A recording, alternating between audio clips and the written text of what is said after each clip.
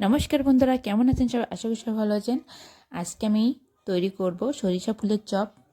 এজন্য আমি ক্ষেত থেকে টাটকা সরিষা ফুল উঠিয়ে আনছি। একটু আগে আমি ফুলগুলো উঠিয়ে আনছি, এজন্য সম্পূর্ণ সতেজ আছে। এবার আমি এই ফুলগুলা থেকে পোকাগুলো ঝেড়ে ভালো করে ধুয়ে জলটা ঝরিয়ে নেব।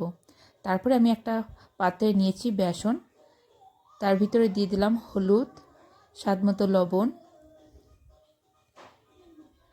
শুকনো ঝালের গুঁড়া,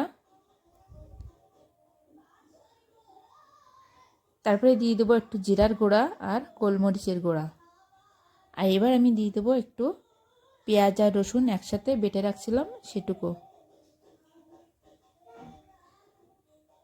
তারপরে আমি এগুলো একটু ভালো করে মেখে নেব।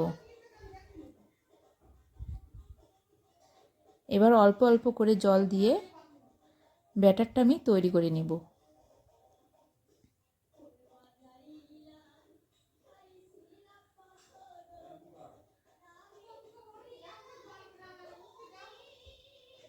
আমার ব্যাটার তো তৈরি করা হয়ে গিয়েছে প্রায়।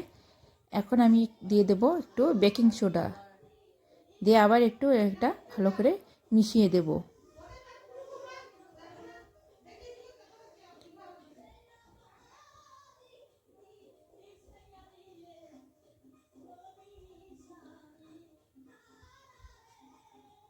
আর এদিকে আমার তেল গরম হয়ে গিয়েছে।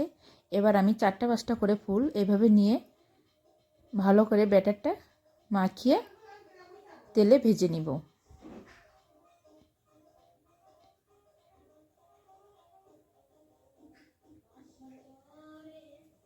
এভাবে একে একে আমি সবগুলো চপ ভেজে নেব।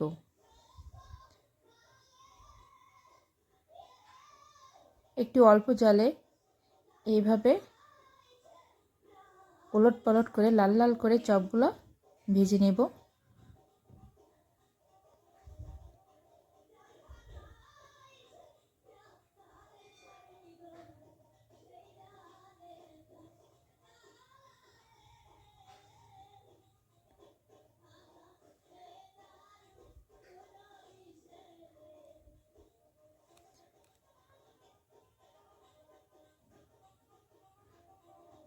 বন্ধুরা, তৈরি হয়ে গেল আমার সরিষা ফুলের চপ। আর এটা খেতে খুবই টেস্টি।